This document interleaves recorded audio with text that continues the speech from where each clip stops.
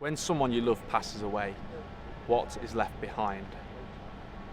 There are the material objects like a car or a house. There are the more sentimental objects like an album of photographs or that football scarf he always used to wear at the match.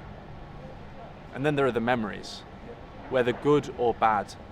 They are the things that the person said and did, their unique outlook on life.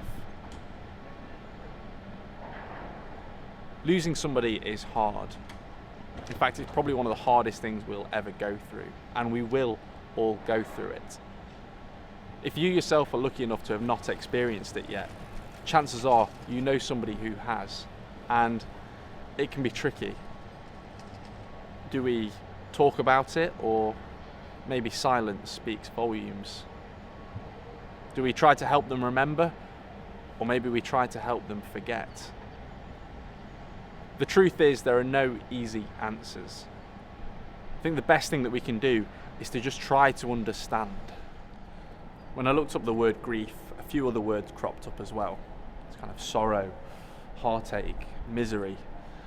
These words become difficult to define. Unless you've experienced these yourself, then you can't really relate to them. It's kind of like driving at night through fog. You can see as far as your headlights allow you, but anything beyond that becomes dark and scary, and you're not quite sure how and when it's going to end. It's almost as if grief has its own set of rules, its own rhythm. It is a wound and it needs time to heal. And yet, that feeling we get when someone we love dies, whether we expect it or not, it is a necessary one. It is our body's way of working through our emotions. It's as natural as crying when you graze your knee, or falling asleep in the back of a car, or sneezing when your nose itches. It is nature's way of mending a broken heart. I guess grief comes in different forms. There's the bad kind where we marinate in it. We allow it to fill us with anger and we start to boil up. But it's sometimes easy to notice the dark clouds overhead, but it takes bravery to see beyond that to the blue skies above it. Eventually, grief gives way, and it can become good.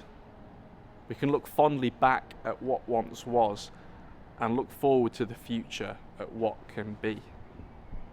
Instead of allowing it to harden our hearts, we can use it to soften us. We are slower to lose our temper, and quicker to say sorry, and more reluctant to hold a grudge. We can look at the opportunities that life holds. See, that is the redemption of good grief. The love becomes greater.